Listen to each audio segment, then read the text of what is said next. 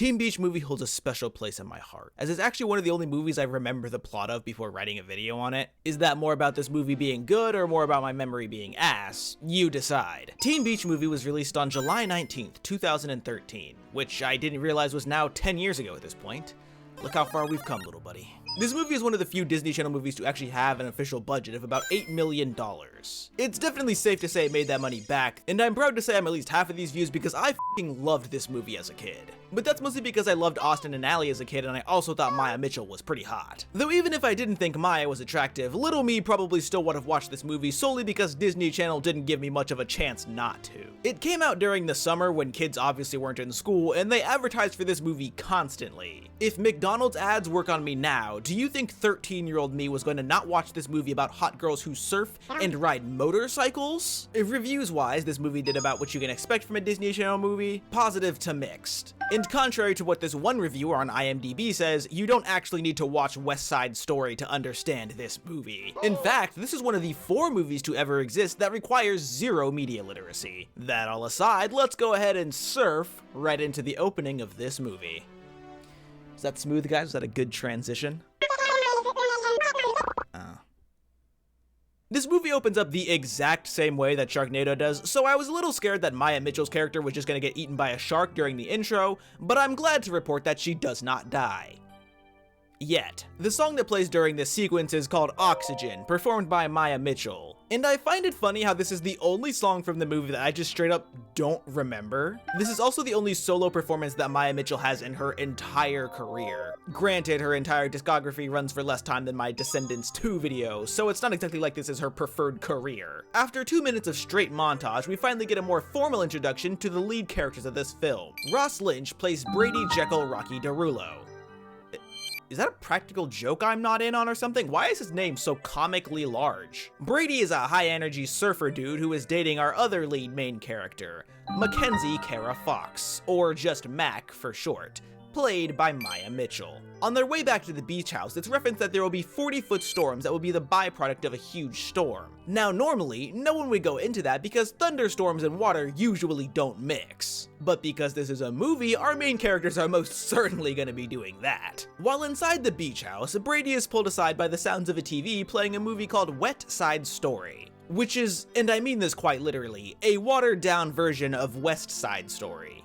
The owner of the beach house is the one watching the movie. His name is Big Papa, played by Barry Bostwick. This guy has no real personality besides not being a dick, and he's only ever addressed by Big Papa. His real name is a secret. The movie is about the rivaling biker and surfer gangs, but I'm not going to explain the plot to you here because the movie will spoon feed it to you 12 more times throughout. Knocking at the door is Mac's aunt, Aunt Antoinette. I know it's weird that I specified aunt twice in that last sentence, but she refers to herself as Aunt Antoinette, so I'm kinda just going along with whatever's going on here. To put it blatantly, Aunt Antoinette sucks. She's parasitic, self-centered, cold-hearted, and self-absorbed, so she's probably gonna end up being the good guy at the end of the movie. Oh, and Big Papa is her dad. That's not technically relevant, but it's a detail. Aunt Antoinette has come to pick up Mac to take her to Dunwich Prep Academy, which is something that Brady is just finding out now. Because although she's been trying to tell him this for 7 minutes straight, he's been interrupting her every time she tries to get a word out. Couldn't be me. I love listening to women. I mean, I hope I have time to finish this movie before my women's studies class.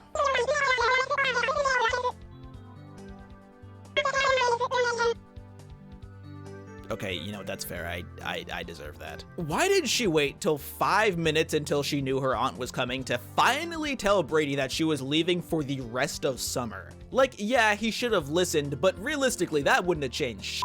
Mac tries to convince her aunt to let her stay and surf tomorrow, but her aunt just looks her straight in the eyes and says, "Too bad, queen, L plus ratio bozo," and Mac runs off. Brady tries to tell Mac to simply change her mind about going because she has so many things here, like her grandpa and surfing and the beach. There's the beach and there's more beach that way, and if you look over there, there's more beach. look at that, just more beach.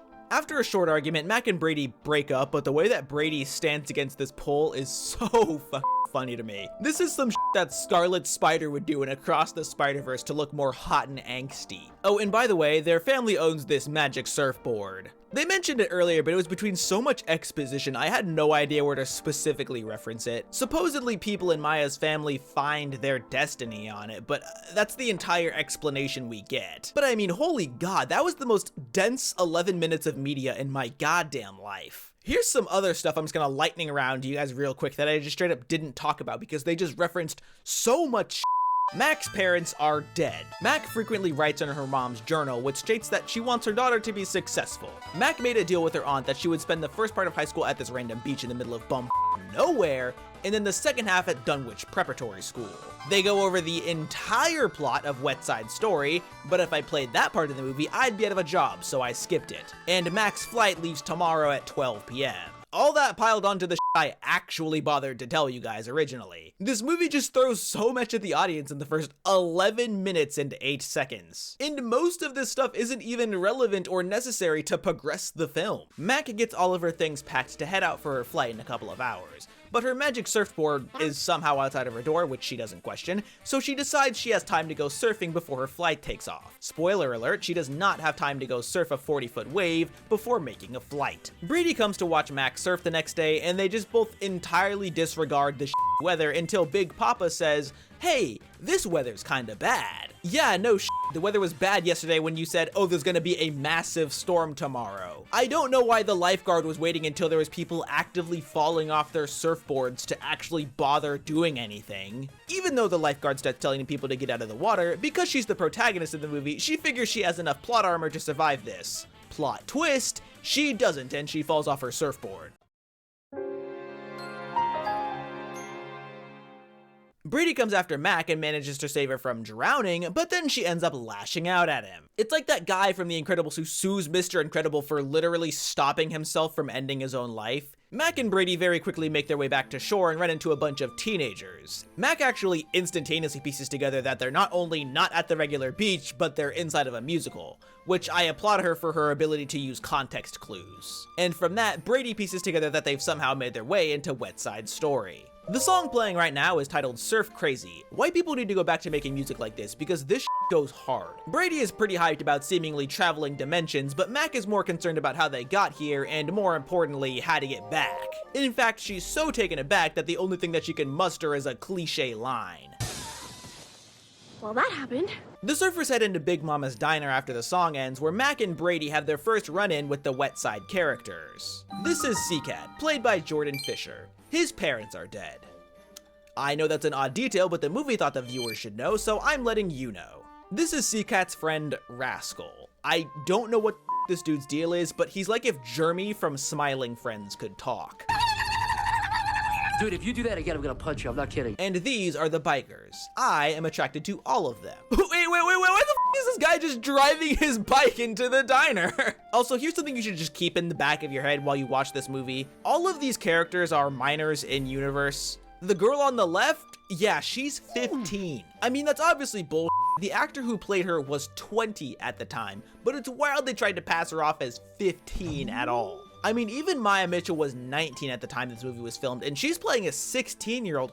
Who decided to cast a 20-year-old to play a 15-year-old? The main biker character is Butchie, played by John DeLuca.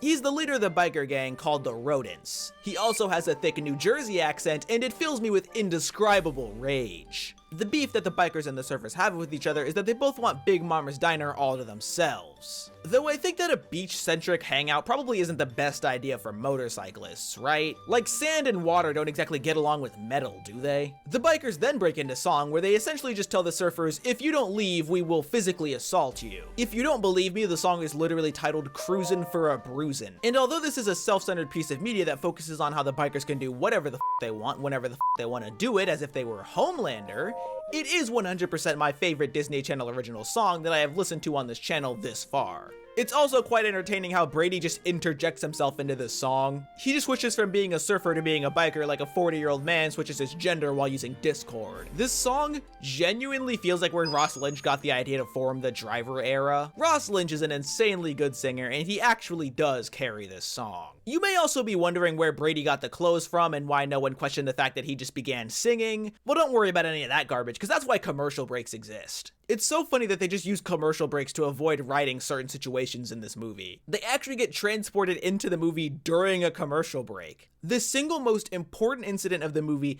and they explain it by putting a commercial break in the middle of it. I mean, honestly, I think we should just all start filling our most awkward moments with ad space. Like, imagine your significant other tries to break up with you and then you just cut to a Surfshark VPN ad read. Like, realistically, what are they gonna do then?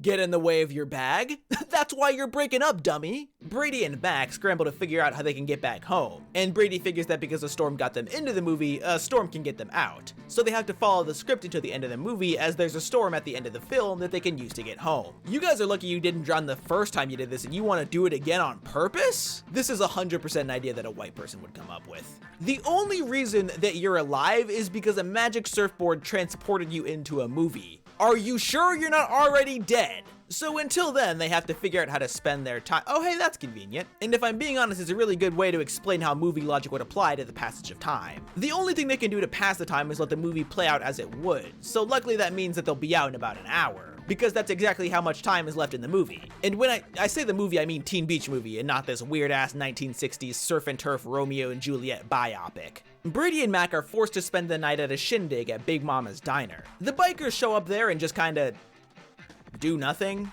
For a group that seemingly hates surfers so much, they're doing a great job at this whole coexisting thing. But trust me, they're still racist and they still want Big Mama's Diner to be a bikers only joint. There is one girl who was raised well and actually think that surfers aren't so bad. This is Layla, played by Grace Phipps. Yes, she is very attractive, but I have bad news for you. She's 15. Well, in the land of the movie. But her actor was born in 1992, which is why she looks 20. Because she was 20 when the movie was filmed. Were 15-year-olds just not invented when this movie was being written? Why did they not just hire actual kids or people who are, I don't know, younger? Regardless, it becomes immediately apparent that Layla will be the voice of reason on the bikers' side, as she does want the bikers and the surfers to get along. This is Big Mama. She's portrayed by Lavon Fisher-Wilson. She's not a major character, in fact this is her only line of dialogue, but she's the owner of the titular Big Mama's Diner, so I'd be remiss if I didn't at least reference her existence. Right after that, we get our next musical number, titled Fallin' For Ya, where Mac is feeling anxious and refuses to go along with the musical number, which leads to quite the conundrum. This is the part of the musical number where this himbo named Tanner is supposed to catch Layla when she falls off stage. Instead, Tanner catches Mac, and rather than just watch as he gets cucked, Brady goes to catch Layla so she doesn't get a spinal injury, ending the movie prematurely. The problem is, though, they've now removed the inciting incident from the movie. Unless, I guess they could just all become a polycule. Listen, all I'm saying is that Mac and Brady seem to be having feelings for more than one person right now. Bro is not even trying to beat the "I would cheat on my girl given the chance" allegations. I mean, he literally says to her, "I've dreamed about this moment since I was in the 5th grade. Dog, your woman is 10 feet behind you." Worse than that, Mac is actually loyal and just leaves. But Mr. Brady over here is trying to make sure that Layla rides more than a bike tonight. Quick side note and a quick question for you guys. When this scene is referenced on the wiki, the image caption says, "Mac adorably having fallen into Tanner's arms. Oopsie poopsie." Which one of you f***ers wrote that? And more importantly, what ungodly urge possessed you to write oopsie poopsie? Do not do that shit again. Anyway, the song is a solid 10 out of 10. I legitimately have 0 issues with the song. Brady and Mac instantly realize something isn't right, which is actually where they say my favorite line of dialogue in the whole movie. See, that's exactly my point. Why does she need a boy to be happy? Because it's 1962. But what's more important is that they've effectively stopped the movie from progressing. There's supposed to be a dance war happening, but instead everyone is left standing around like they're waiting to get out the elevator, but they realize they never pressed the button, so they're just left standing there. And they could go and push through and press the button, or ask someone to press the button for them, but they're too socially awkward for that, so they'd rather just stand there and wait for everyone else to get off, and then eventually take the elevator back down, because why bother talking to people? You know that situation? It does happen, Nathan. I know. Brady figures they should check to make sure the rest of the story is progressing as usual, so they run to Les's secret hideout. His full name is Les Camberbear, or something like that. I can't pronounce it, so I'm just gonna call him Les. Les is played by Steve Valentine, and his evil plan is to wake a weather machine that makes the waves too high to be surfed, in the air so humid that the bikes rust when they're in the area for too long. He does this to chase the bikers and surfers off of the beach so he can have the land to himself because he thinks it'll be worth something someday. To help enact his evil plan, he hires Dr. Fusion, played by Kevin Chamberlain. He's just a smart guy who does dumb things sometimes. There isn't much more to his personality than that. But I do think it is cool that he's played by Kevin Chamberlain, the titular star of Ratatouille, the TikTok musical. What should be taken out of the scene, though, is that Layla and Tanner not being together means that there won't be a storm, because domino effect or something. I don't know, this movie's kind of convoluted, just trust me on this one. In the next scene, Mac is so unbelievably fake and tells Layla that Mac and Brady aren't an item, but it's just because she needs Brady to screw over Layla so that Layla realizes that Tanner has a bigger and a much nicer guitar. Also, Tanner is really fucking stupid and I fucking hate him. No, I'm not going to explain any further why I feel that way, but just know it's how I feel. The entire Mac and Tanner exchange is just kind of drawn out and not very funny. Like, even in the context of the movie, it's just awkward to watch. Tanner isn't really a good character until he starts singing and his voice drops like 4 octaves, and that's actually pretty funny. This song is called Meant to Be, and it's a 4-minute song about how Layla and Tanner are a little bit delulu with their feelings for Mac and Brady. It's far from a bad song, but it sounds quite generic. Like, I appreciate how the rest of the songs in this movie sound like they're from the 60s or have a beach themed aesthetic, if that makes any sense, but this song just doesn't sound very original. You could stick this song into any Disney Channel movie and it would fit pretty much perfectly. After that plan doesn't work out, their new plan is for Brady to spend time with Tanner and for Mac to spend time with Layla. But the heat is definitely on for them to get everything fixed because Mac's bathing suit disappears because it doesn't belong there. Although I actually noticed that the swimsuit disappears twice because it actually wasn't in the shot that comes directly before the one that it disappears in, which is a pretty drastic oversight. Regardless of that, the point is Mac and Brady are likely to be disappearing next if they can't get the movie back on track. Our next scene is about feminism. I know this is gonna sound sexist, but you could entirely remove this scene from the movie and it wouldn't change much. It's just about Mac teaching women from the 60s that they don't have to do what their man tells them to do. But once again, this is the 60s. These women doing what they want probably wouldn't go that great for them if we're being realistic. Brady inquires about the types of girls that Tanner likes in an effort to get him to talk about how he likes Layla. And if you thought what I said earlier was sexist, you're gonna hate this song, because it's just straight up sexist. They just sing about how men should pay the bill and how women should bake their men pies and dress solely to impress them. Okay, all jokes aside, the song is not inherently sexist, I'm just being a dick, but the last 6 minutes of the movie are just about how dating in the 60s was weird and had a lot of gender norms. In the next scene, Mac faces doubts about her ability to get home, so Brady suggests that they get Tanner and Layla to spend more time together. Okay, so we can all agree that they probably should have led with that plan, right? There's this quick scene of Tanner and Mac, and I just find it f***ing hilarious how fake this surfing looks like, because this is so clearly a conscious choice of the director. They had multiple scenes of actors actually surfing or in water, so I like that the minute that they're in the movie and they're surfing, it just looks dumb as f***. Mac has another sleepover with Layla, and setting aside the subtle undertones of romantic tension here for a second, this is a genuine question that I'm going to use my platform to ask my audience.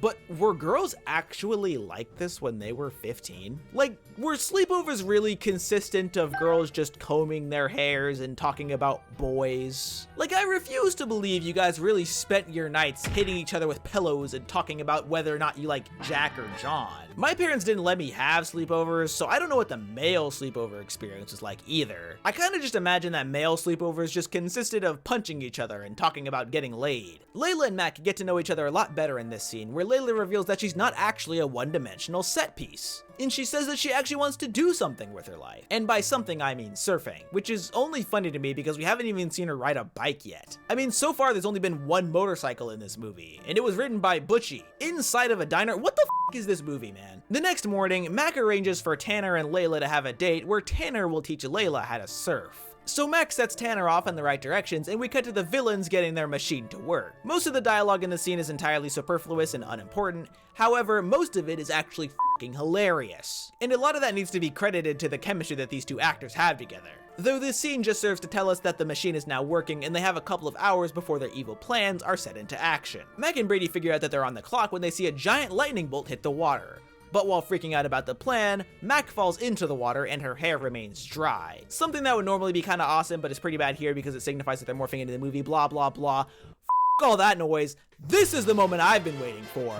This song, I you not, is the entire reason I wrote this video. This godforsaken song has been stuck in my head for the last 10 years straight. I do not know why, but this song has just been popping up in the back of my head in the most inappropriate moments of my life. When I ended an 8-month relationship, this song was playing in the background, and I don't know if it made it better or worse. I love this song with my whole heart. 11 out of 10. I love it like my own child, and I want it to get a sequel, but I hope it doesn't, because if it gets a sequel, it wouldn't be anywhere near as good as the original. But unfortunately, as much as I love this song, it's a pretty big nothing burger. It doesn't actually establish anything new. There's actually a line in the song where Mac calls it an inefficient way of moving the story along, and that's entirely correct. So back at the plot, Tanner and Layla run into each other, and they begin to get along quite swimmingly. Or should I say, surfingly. But while they're f***ing each other with their eyes, Brady and Mac get jumped by the movie's antagonists. Not exactly sure why this happens, it's actually never elaborated upon. But it happens and Brady gets f***ing folded. While Tanner and Layla are falling in love, there's a short reprise of Meant to Be Here. And for some reason, I actually prefer it to the full version. Maybe it's because it's shorter and I don't have to deal with it for as long. Either way, it's going in the DCOM Hall of Fame. Tanner realizes something isn't right when the flower crown that he made for Mac is laying on the beach. Though it should be noted that the crown fell off when Mac fell off of the rock, not when she was being abducted by 2 large middle-aged men. So these events are actually entirely unrelated until Tanner makes that assumption. When Tanner and Layla make their way back to Big Mama's, they know the entirety of what's happening. They know all about the weather machine and the guy with the really stupid name, which I think is actually a nice touch. The movie never really explains it, but it's obvious that this is the movie getting itself back on track. The surfers and bikers finally decide it's time to work together when Tanner and Layla admit to the fact that they've been in love for all of about 3 minutes and 42 seconds. This show of love makes Butchie come to tears, and they set aside all of their beef so they can go destroy the machines? All they say is that they'll do this together, but they never say what this is. They just start running toward the secret hideout. By the way, they mention that they don't actually know the location of the secret hideout earlier in this same scene, but they just find it anyway. Power of friendship or something, I don't know. There's also a second, even shorter 34-second reprise of Meant to Be that plays here. I can't really give it a rating due to its length, but it is most certainly a piece of music that I once listened to. I only bother to mention this scene at all because Mac and Brady just straight up tell Dr. Fusion that he's a character in a movie and he has a midlife crisis for about 8 seconds. But Les comes running into the room before he can even get time to have a mental breakdown about it. He even stares straight into the screen and it just doesn't go anywhere. Like, he actively breaks the fourth wall. This isn't even something that Mac and Brady ever do, and they just never address this again. Shout out to Dr. Fusion for having his entire fabric of reality just torn apart, and he just keeps hustling.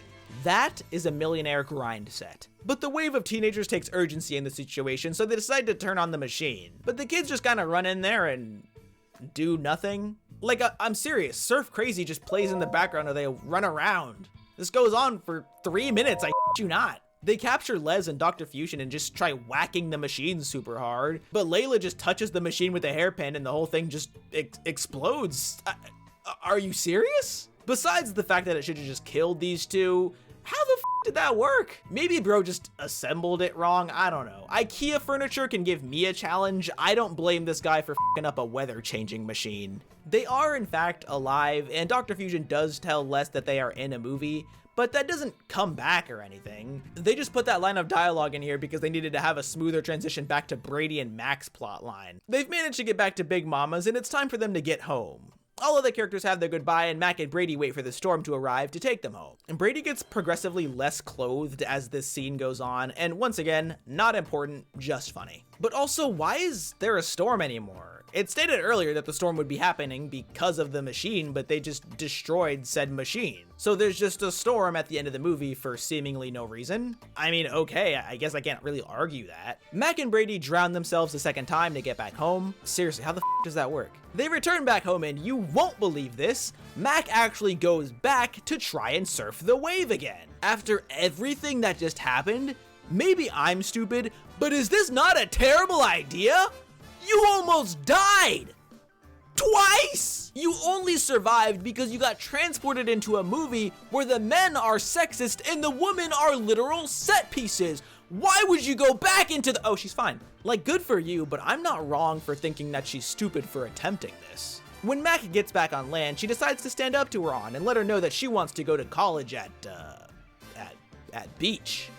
Where is the school here? And what the hell happened to the storm that just made them shut the beach down? It is stated that no time has passed between Brady and Mac going underwater at the beginning of the movie and now. But who the hell cares about that? Why worry about concerning weather phenomena when you can just sing, when you can just dance? This song here is titled Surfed Up, and it is in fact good enough to make me not care about what just happened, but the song will not be qualifying for the Hall of Fame for several reasons. Firstly, it's just the chorus like 3 or 4 times. Secondly, it's not creative. And lastly, and this is the dumbest reason, but it's my list, so f you, there's a line where she just says, "I'm Mac." Like, okay, cool, I did watch the movie, I know who you are. It's just so random. The credits have a blooper reel here that I like, but I don't keep the video going for things I like. I keep the video going for things I love. And end credit scenes. There's an end credit scene here, is what I'm saying. All of the West Side Story main characters get washed up on shore of what is presumably the same beach that Mac and Brady are on. There's a song that plays here in the background called The Coolest Cats in Town, which is most certainly the definition of fine. And they use the surfer guy's phone, and he has a picture of Justin Bieber as his lock screen, which actually makes this Disney's first gay character. Because no straight grown-ass man would have this as his lock screen. No straight grown woman would have this as their lock screen. No one would have this as their lock screen! Well, I didn't lie to you. The movie was about teenagers on a beach. Teen Beach Movie is a great time waster if you don't think about it too hard. But I mean, the music in this movie is just straight heat. I wouldn't give any of these songs lower than like a 7 out of 10. I think one of my only real massive gripes with the movie is how little they flesh out any of the characters. By the end of the movie, Brady is just as arrogant and irresponsible as he is at the beginning of the movie. In fact, even though the movie is largely about Mac's journey and deciding what she wants to do with her life, it ends up benefiting Brady because all he wants is for Mac to not go to high school somewhere else. Bro literally did not have to learn his lesson about respecting Mac's boundaries. And all of the surfers and bikers just straight up don't matter. Calling them as set pieces would be an insult to set pieces and functional members of society everywhere. Like, it's actually insane how little they do in this movie. Butchie is the only one of the biker characters outside of Layla to have any real importance, and the surfers are basically just here to fill space. The point I'm making here isn't that they're unnecessary, it's that they should have made the characters be necessary.